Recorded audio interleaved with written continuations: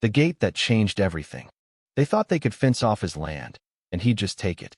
Instead, he turned their blockade into a toll road, making them pay to cross his property every single day.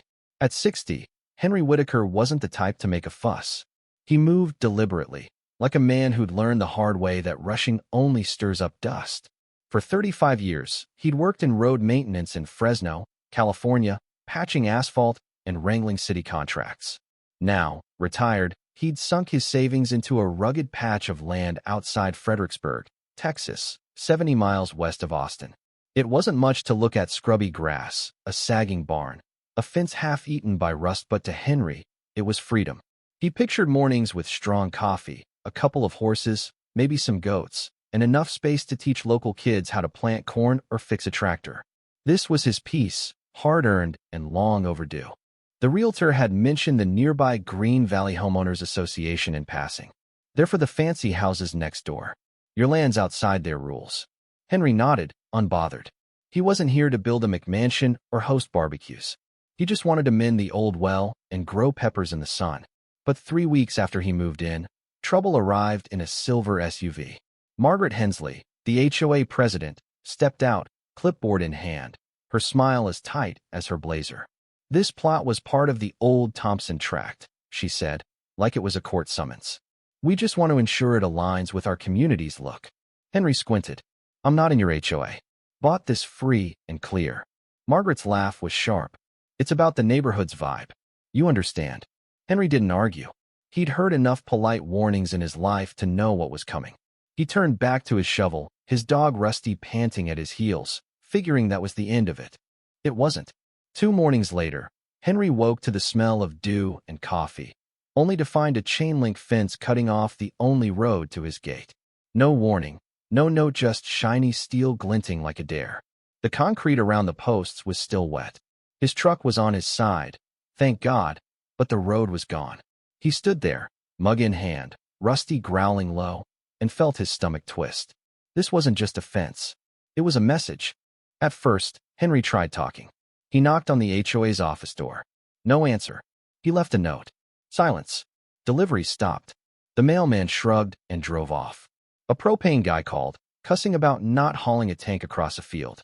Henry drove to City Hall, where a clerk named Carl, who looked one bad day from retirement, pulled up a map. "That road's in a gray area," Carl said, scratching his chin. "Old easement, messy deeds. They don't own it, but they're banking on you not fighting." Henry leaned forward. "What if I do?" Carl's eyes flickered. "Then it's your road." Days passed, and the HOA's silence grew louder. Trash piled up. UPS dumped Henry's packages at the post office. Then came the tire tracks gouged into his pasture, deep and reckless, like someone had peeled out for kicks. No one fessed up. But the real gut punch came when Henry's nephew, Jamal, who'd been crashing with him while recovering from surgery, needed a ride to physical therapy. The medical van couldn't get through. The driver called, frantic, "I'm stuck at this damn fence." Henry raced to meet him, watching Jamal wince in the back seat, missing his appointment. That night, Jamal looked at him, voice low. "They can just do this?" Henry didn't answer. He sat on the porch, staring at the fence, and made a decision. They wanted a fight? He'd give them one they'd never forget. Henry didn't yell or threaten. He planned. At the county clerk's office, he met Lisa Monroe, a sharp-eyed woman who scanned his deed and plat map. "This road's yours," she said. "They've got no claim. They just thought you'd roll over." Henry pointed at the map. "What if I make it private? My road, my rules." Lisa raised an eyebrow. "You'd need permits, maybe a lawyer. It's a process." Henry smirked. "I've got time and a pension." He hired Tom Rivera, a local attorney who'd spent years untangling Texas land disputes. Tom, in scuffed boots and a habit of spitting sunflower shells, grinned at the challenge. "They think you're just some old guy with a shovel. Let's use that." While the HOA sent smug emails about preserving boundaries, Henry and Tom redrew them. Permits sailed through. Zoning cleared. Henry ordered a gate black steel, keypad locked, with license plate scanners and solar backup.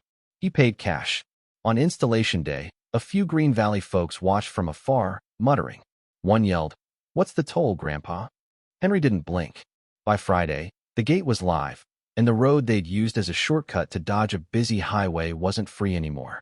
The toll was $5 a pop, charged via plate scanner. No pay, no pass. At first, they laughed it off. Then they realized Henry wasn't joking. HOA members were late to work. Delivery trucks took the long way. Parents cursed at extra stoplights during school runs. The Green Valley Facebook group erupted. Some called Henry a crook, others a mastermind. A blurry photo of him sipping iced tea while a Lexus idled at the gate went viral in the neighborhood. Margaret Hensley called, voice like ice. This is a safety hazard. You can't charge for a public road.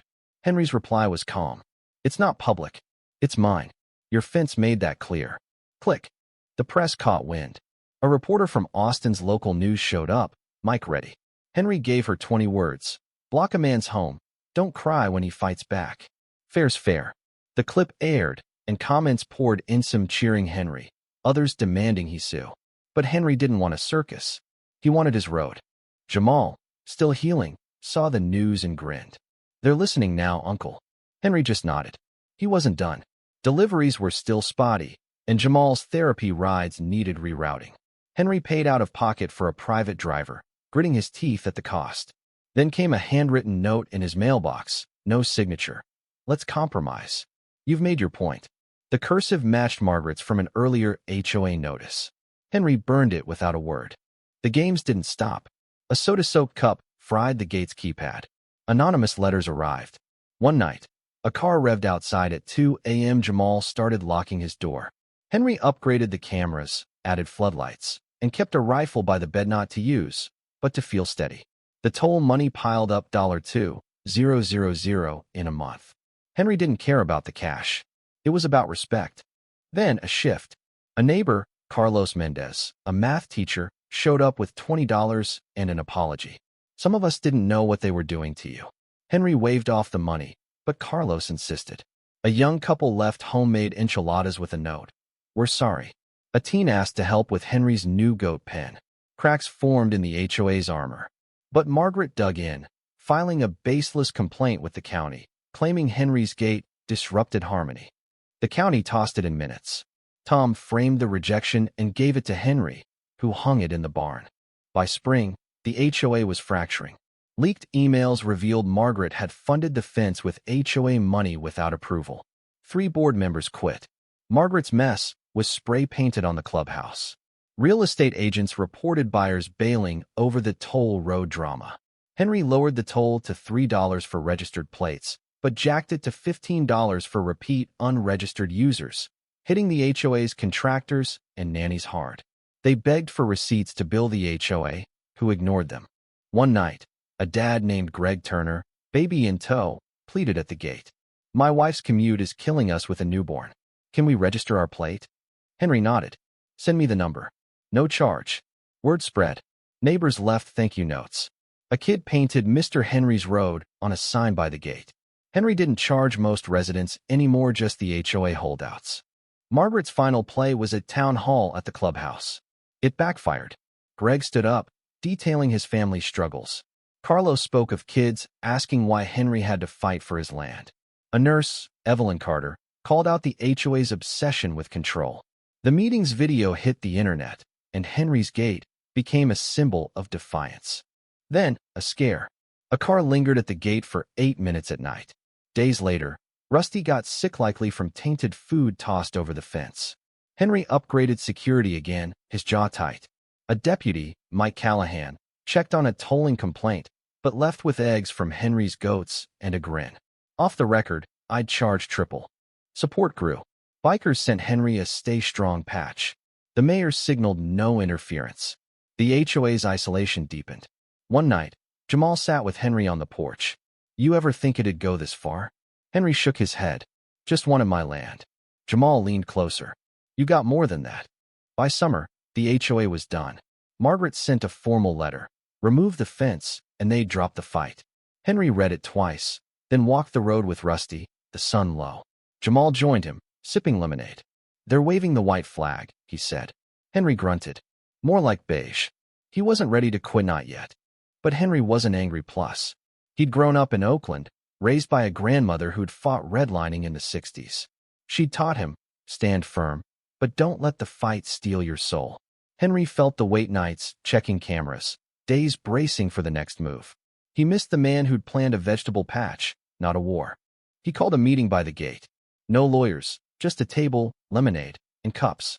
40 people came, some allies, some skeptics. Henry stood tall. I didn't build this gate to make enemies. I built it because you blocked my home. I tried talking. You ignored me. So I made you feel what I felt, boxed in, slowed down. Now you know. He paused, voice steady. I'm taking the gate down. Not because I lost, but because you've seen what happens when you push too far. I want my peace back. I want to raise goats, teach kids, live my life. The crowd was silent. A gardener, Sarah Lopez, left a jar of jam. Greg shook his hand. Even Margaret, stiff in her sundress, gave a nod before leaving. Henry hired local teens to dismantle the gate, keeping the cameras as a reminder. The HOA's fence vanished weeks later, replaced by a wooden post. Traffic flowed. The news moved on. Henry planted beans that fall, built a goat pen, and hosted kids on weekends, showing them how to churn soil and mend fences literal ones. The land was his again, not a battlefield. One evening, he sat on his porch, Rusty at his feet, Jamal inside humming a tune. A neighbor waved as they drove by. Henry nodded back. It was enough. They'd tried to erase him, assuming he'd fold. Instead, he'd made them see him not as a threat, but as a man with a line they couldn't cross. He didn't forgive everyone, but he chose peace over vengeance. Not for them, for himself. What do you think of Henry's fight? Have you faced injustice or felt pushed out? Was his toll gate justice or revenge? Share your thoughts below. Let's talk about standing up, fighting back, and where the line is between right and wrong. Your voice matters.